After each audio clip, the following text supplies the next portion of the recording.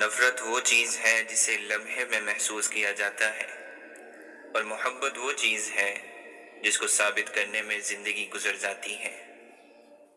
اچھے انسان کی سب سے پہلی اور سب سے آخری نشانی یہ ہے کہ وہ ان لوگوں کی بھی عزت کرتا ہے جن سے اسے کسی قسم کے فائدے یا مفاد کی کوئی توقع نہیں ہوتی۔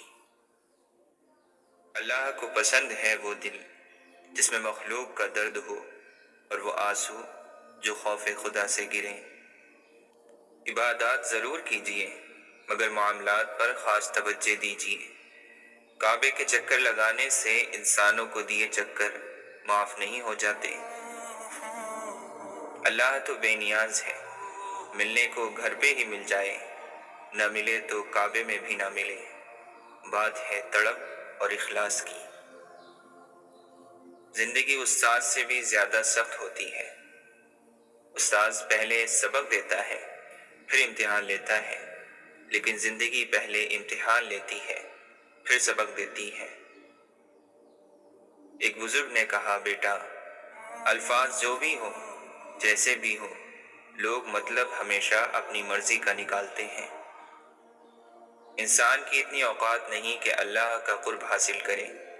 اللہ جسے پسند کر لیتا ہے اسے اس کے عیبوں اور ناپاکیوں سمیت زبردستی اپنی جانب کھینچ لیتا ہے۔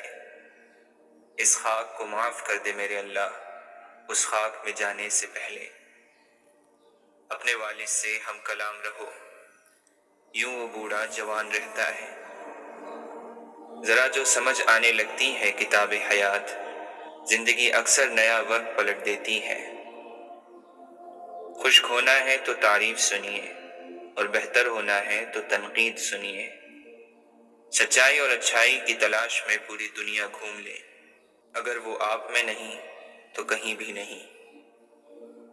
تنہا ہونا یہ نہیں ہوتا کہ آپ کے پاس کوئی نہیں ہے، تنہا ہونا دراصل یہ ہوتا ہے کہ سب آپ کے پاس ہیں لیکن آپ کا کوئی نہیں۔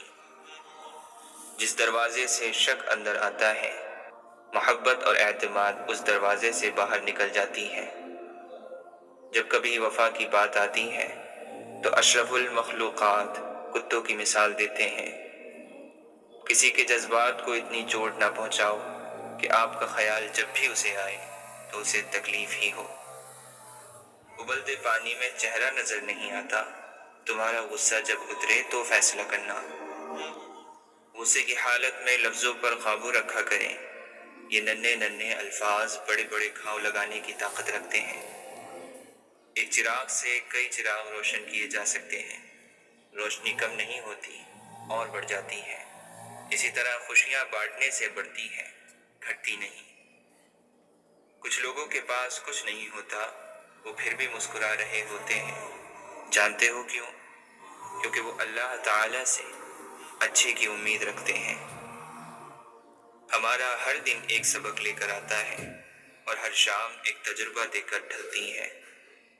سمجھدار انسان وہ نہیں جو بڑی بڑی باتیں کرنے لگے، بلکہ سمجھدار انسان وہ ہے جو چھوٹی چھوٹی باتیں سمجھنے لگے۔ مشکل وقت دنیا کا ایسا جادوگر ہے جو ایک پل میں آپ کی چاہت کے دعوے داروں کا چہرہ بے نقاب کر دیتا ہے۔